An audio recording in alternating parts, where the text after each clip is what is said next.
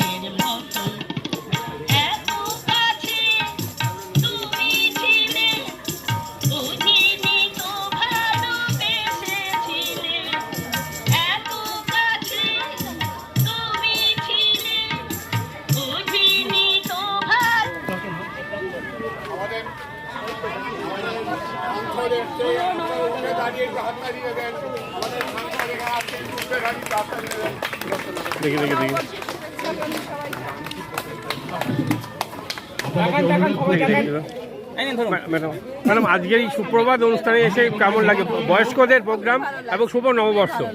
আচ্ছা, ইন্ডিয়া সবাইকে শুভ নববর্ষ জানানোর দিন, গুরুজন থেকে আশীর্বাদ নিয়ে জীবনে এগিয়ে যাওয়ার দিন। আজ এখানে আসতে পেরে আমি খুব খুশি। এনারা সারা বছর ধরে গাছের পরিচর্যা এবং সকালে মর্নিং ওয়াক সবই করেন, প্লাস ইন্ডিয়া মেডালের ফ্রেন্ড সোসাইটি এখানে গাছদের সংরক্ষণ করার চেষ্টা করছেন। এই ব্যাপারে আপনার কিছু বলার থাকলে বলুন। নিশ্চয়ই সংরক্ষণ করা উচিত। যত গাছপালা সংরক্ষণ হবে তত জীবন সুস্থ থাকবে। বয়স্করা সবাই আসেন, বসেন, গল্প করেন, হাঁটেন, তো এই জায়গাটা তো সুরক্ষিত থাকার খুব দরকার। আমরা যেন তো সবাই ইনিশিয়েটিভ নিয়ে এই জায়গাটাকে ভালো রেখেছি, এটা সব থেকে বড় ভালো।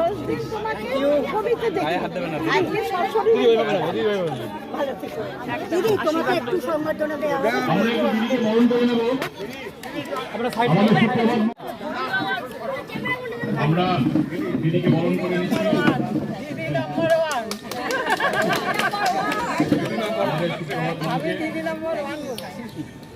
সবাই আছেন এখানে, আমরা খুব আনন্দিত যে দিদি বছরের প্রথম দিন আমাদের মধ্যে উপস্থিত হয়েছেন।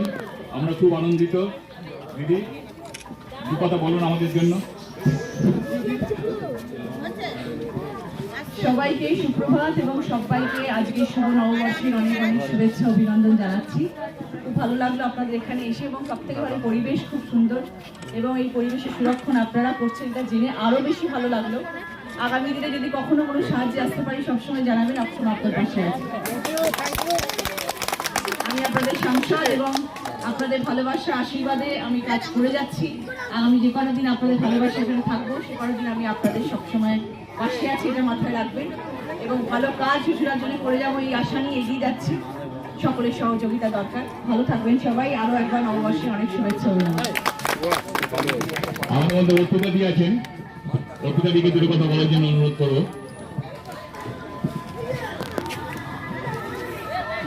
আজকে আমরা সবাই এখানে শুভ নববর্ষের আলিঙ্গন দরজায় এসে আমরা পৌঁছেছি। প্রত্যেকেই আমরা এখানে কম বেশি সবাই আমাদের সাথে পরিচিতি। খুব ভালো লাগলো আপনারা যে সকালবেলা আসেন এবং সবাই সবার মতন করে এখানে যে সেই সময়টুকুনি কাটান।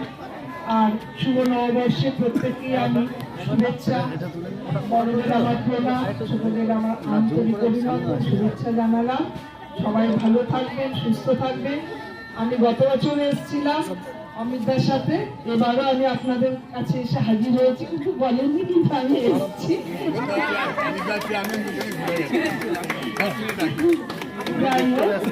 সবাই ভালো থাকবেন, সুস্থ থাকবেন।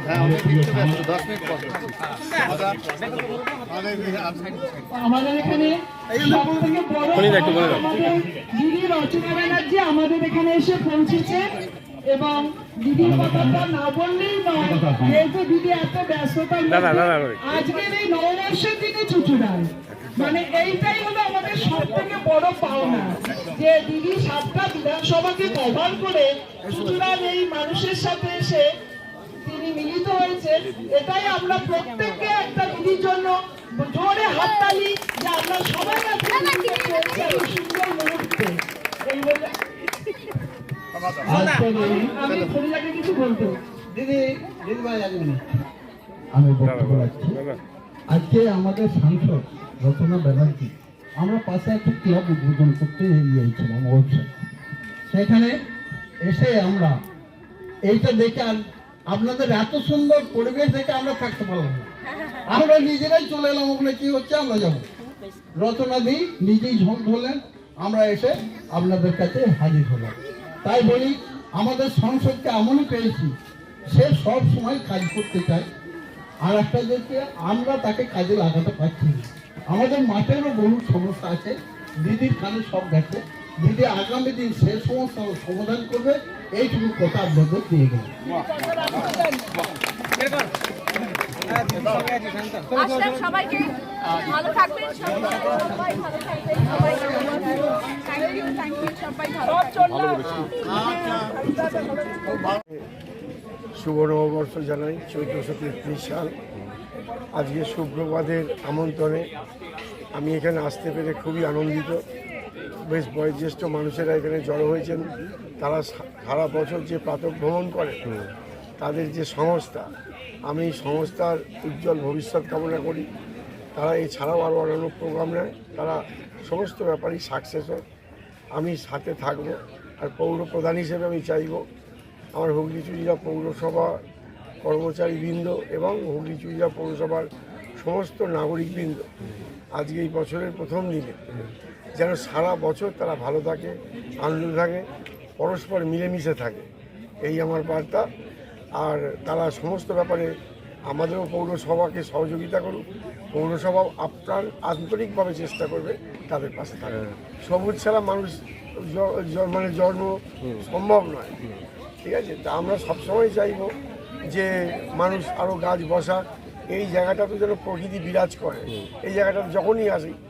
আর এছাড়াও এবারে দেখেছি আমরা মাঝখানে সরকারও অল্প নিয়েছিল, প্রত্যেক ওয়ার্ড ভিত্তিক ওই যে স্বনির্ভর গোষ্ঠী আছে তাদের মাধ্যমে প্রত্যেকটা ওয়ার্ডে প্রায় 100-150 করে গাছ বসানো হয়েছে।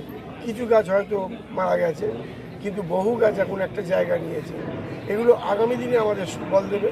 আমরা আগামী প্রজন্মের কাছে আশা করব তারাও এগিয়ে আসুক, যে কাজেই তারা থাকুক না কেন গাছের প্রতি তারা আন্তরিক হোক, গাছ বসাক, যেটা আগামী দিনে আমাদের ভবিষ্যতের পক্ষে, দেশের পক্ষে উজ্জ্বল হবে। আচ্ছা, ইন্দো লেদারল্যান্ড ফেন্সি সোসাইটি শহরের ডাচ ইয়েগুলো সৌধগুলো রক্ষা করে একটা প্রচেষ্টা করছে একটা মিউজিয়ামে। এটা তো একটা ডাচদের শহর ছিল, একটা ঐতিহ্য, জন্মজন ফ্রান্স, এখানে যেমন ডাচ। এই ব্যাপারটা কতটা কি ওনারা বলছে সহযোগিতা করতে, বা আপনারা কতটা এগিয়ে আসবেন? মানে কারা সহযোগিতা চাইছে? আমরা সুপ্রভাত, মানে ইন্দো লেদারল্যান্ড ফেন্সি সোসাইটি। আচ্ছা, আমাদের বিভিন্ন জায়গায় ডাচি কামান টামান অনেক ঐতিহ্য 200 বছরের ছড়িয়ে ছিটিয়ে আছে, হেরিটেজগুলো আছে, সেটা আমরা মেনটেন করার চেষ্টা করছি। আমরা ডাচ এম্বাসির সঙ্গে যোগাযোগ করছি, হ্যাঁ, তারাও বলেছে আমরা সব রকম সাহায্য করবো, ওইখান থেকে মেসেজও পাঠিয়েছি এম্বাসি। গত সপ্তাহে কলকাতা প্রেস কনফারেন্স হয়েছে, এখানকার রেশমি চ্যাটার্জি ছিলেন, ওনার বাইক নিয়েছেন, ওনারাও চেষ্টা করছেন এই যে হেরিটেজের রক্ষা, সারা বাংলার সাথে এইটাকেও, এই ব্যাপারটা ওরা প্রশাসন মানে আপনাদের যদি আমাদের এই ডাচেদের যে আমাদের হেরিটেজ যে ব্যাপারগুলো আছে সেগুলো রক্ষা করার জন্য যদি সুপ্রভাত সংস্থা, ইন্ডিয়ান নেদারল্যান্ড, হ্যাঁ, বা আমাদের এই যে এনারা যে ইন্ডিয়ান ফ্রেন্ডশিপ, এই যে ফ্রেন্ডশিপ সোসাইটি, এনারা যে যোগাযোগ করছেন, এতে যদি ডাচেরা যদি কোনো রকম সহযোগিতা করে, সেই সহযোগিতা নিশ্চয়ই আমাদের কাছে একটা আশীর্বাদ স্বরূপ হবে। আমরা পাশের শহর চন্দননগরে দেখেছি ফরাসি গভর্নমেন্ট নানান রকম সাহায্য করে, সেই সাহায্য নিয়ে চন্দন কর্পোরেশন অনেক কিছু। বৈশাখের অনুষ্ঠান আপনারা সারা বছর ধরে শুধু মর্নিং ওয়াক না, গাছের পরিচর্যা করেন, পরিবেশ রক্ষা করেন, প্লাস ইন্দো লেদারল্যান্ড ফেন্সি সোসাইটি শহরের গাছ সংরক্ষণ করার চেষ্টা করছেন, এই ব্যাপারে কি বলতে চান? আমরা এখানে 1996 সাল থেকে প্রবীণারায়, সুপ্রভাত এবং ইন্ডিয়ান নেদারল্যান্ড দুটি সংস্থার সঙ্গে যুক্ত। আমরা এখানে পবিত্র জমি করেছিল, সেখানে আমরা সুন্দর বৃক্ষায়ন করেছি এবং নিজে অর্থ ব্যয়ে বাউন্ডারি ওয়াল দিয়েছি এবং বহু দেশি বিদেশি গাছ এনে আমরা প্রকৃতিকে সুন্দর করার চেষ্টা করছি। এবং পরবর্তী প্রজন্ম তাদেরকে উৎসাহিত করছি যে সবুজ বাঁচাও সবুজ লাগাও। এবং চুচুড়া শহর হলো ওরণদাস স্মৃতি, আমরা ওরণদাসের বহু স্মৃতি এখানে জড়িত আছে। আমরা সেই হেরিটেজ সংস্কার করছি এবং নেদারল্যান্ড অ্যাম্বাসির সঙ্গে আমরা যোগাযোগ করে তার সংস্কারের একটা প্রয়োজনীয় ব্যবস্থা। আপনার নামটা আর ইয়েটা বলে দিন।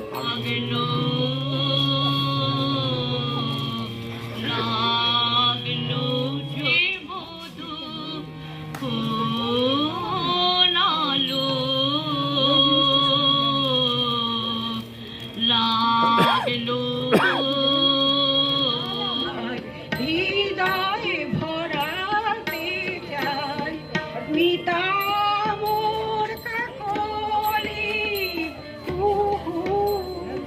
সুর শুধু যে ঝরাতে চাই আমি। কম খরচে বিশ্বমানের আধুনিক চিকিৎসার হুগলির মিডল্যান্ড নার্সিংহোমে বাংলার বিশিষ্ট চিকিৎসকরা এই নার্সিংহোমে রোগীদের চিকিৎসা করেন। জটিল রোগের চিকিৎসার জন্য রোগীদের আর দক্ষিণ ভারত যাওয়ার দরকার নেই। হুগলির মিডল্যান্ড নার্সিংহোমে পাওয়া যাবে বিশ্বমানের আধুনিক চিকিৎসা পরিষেবা। এখানে প্রসূতি মা ও সদ্যজাত শিশুদের বিশ্বমানের আধুনিক চিকিৎসা পদ্ধতিতে চিকিৎসা করে থাকেন গাইনো ও শিশু চিকিৎসকরা।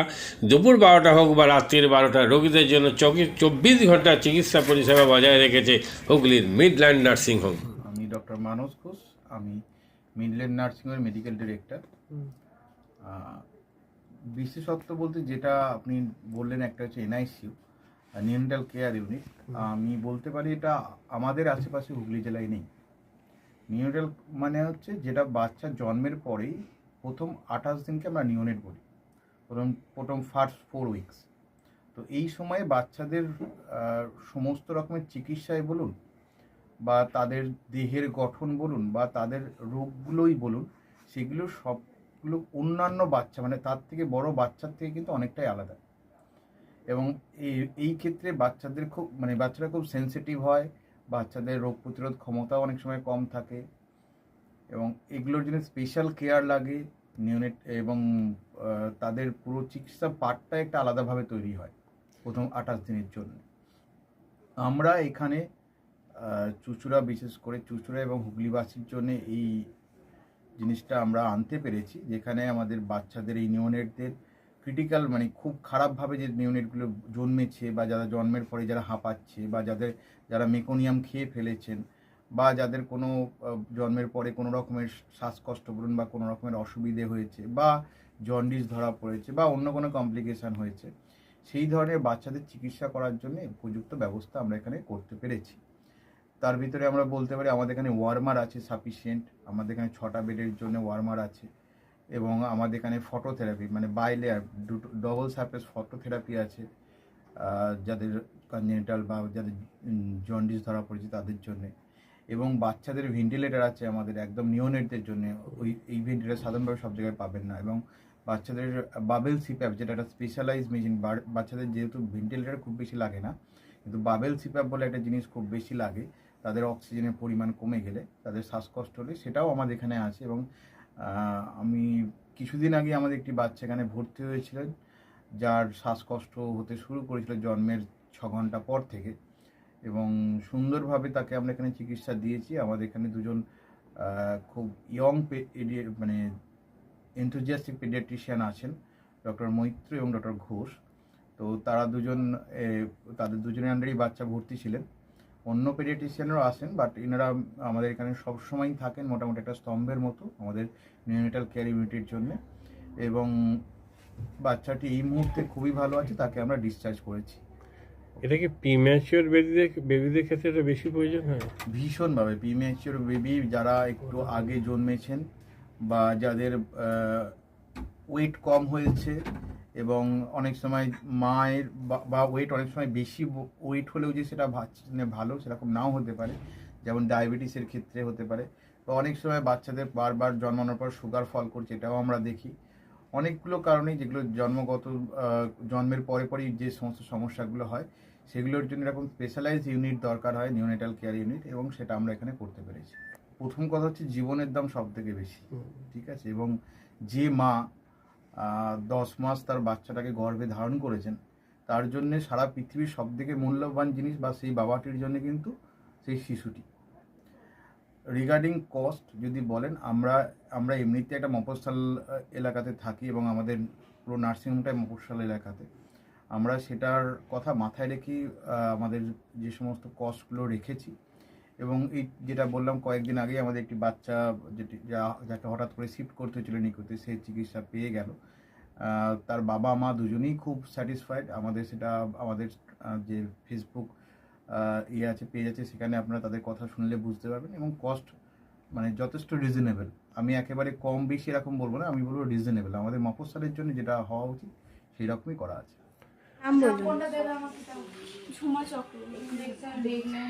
আপনার সুব্রত চক্রবর্তী। কি বাচ্চা আছে? কতদিন অ্যাডমিট ছিলেন এখানে? 4 দিন, আজকে নিয়ে 5 দিন ছুটি, ডিসচার্জ নিয়ে 5 দিন। কোন ডাক্তারের অ্যাডমিট মানে আন্ডারে হয়েছে? কৌশিক ব্যানার্জি। আর বাচ্চাকে কে দেখছিল? শুভদীপ মিত্র, ডক্টর শুভদীপ মিত্র। বাচ্চার কি হয়েছিল? শ্বাসকষ্ট ছিল, আর স্যাচুয়েশন পাচ্ছিল না, ফটোথেরাপি দিতে হলো। শ্বাসকষ্টের জন্য কি করতে হয়েছিল? ভেন্টিলেশন দিতে হয়েছিল। প্রথম সকাল থেকে তো এমনি নর্মাল অক্সিজেন চলছিল, রাতের দিক থেকে আবার ভেন্টিলেশন দিতে হয়েছিল। এখন কেমন আছে বাচ্চা? এখন ভালো আছে, একদম সুস্থ। একদম। মা কেমন আছে? মা ভালো আছে। আচ্ছা, আজ বাড়ি যাচ্ছেন তো? হ্যাঁ। Thank you. হুগলির কোদালিয়ায় জাতীয় যুব কম্পিউটার সাক্ষরতা মিশন স্কুল পড়ুয়াদের পাশাপাশি তরুণ প্রজন্মের কাজে স্বনির্ভর হওয়ার জন্য বিশ্বমানের কম্পিউটার প্রশিক্ষণ কেন্দ্র। এখানে ক্লাস 3 থেকে ইঞ্জিনিয়ারিংয়ের কম্পিউটার কোর্স পর্যন্ত প্রশিক্ষণ দেওয়া হয়। এই হুগলির কোদালিয়া জাতীয় যুব কম্পিউটার সাক্ষরতা মিশন প্রশিক্ষণ কেন্দ্র থেকে কম্পিউটারের প্রশিক্ষণ নিয়ে দেশে বিদেশে অনেক ছাত্রছাত্রী আজ প্রতিষ্ঠিত। স্বল্প ফিতে ছাত্রছাত্রীদের বিশ্বমানের কম্পিউটার প্রশিক্ষণ দিয়ে এই কেন্দ্র এক বেঞ্চি দৃষ্টান্ত সৃষ্টি করেছে। বন্ধ নিউজে ক্যামেরায় ধরা পড়ল সেই দৃশ্য। নমস্কার, জাতীয় যুব কম্পিউটার সাক্ষরতা মিশন কোদালিয়া, আমি জুনিয়র ফ্যাকাল্টি। এখানে ক্লাস 3 থেকে ইঞ্জিনিয়ারিং অবধি সমস্ত রকম কোর্স করানো হয় এবং তার সাথে সাথে প্রফেশনাল কোর্স যেমন C, Java, Power BI, Tally, GST, web development, app development, Power BI etcetera সব রকমের কোর্স করানো হয়, কম্পিউটার কোর্স করানো হয়। এখানে ইংলিশ মিডিয়াম এবং বাংলা মিডিয়ামে দু রকম স্টুডেন্টদেরই সব রকম কোর্স করানো হয়।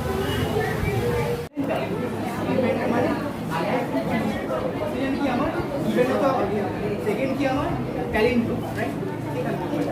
আমি এখানে কি করলাম, এই পার্টটা বার করছি কাকে? এই পার্টটা the first while loop is for the sum of digits and the second while loop is for the reverse.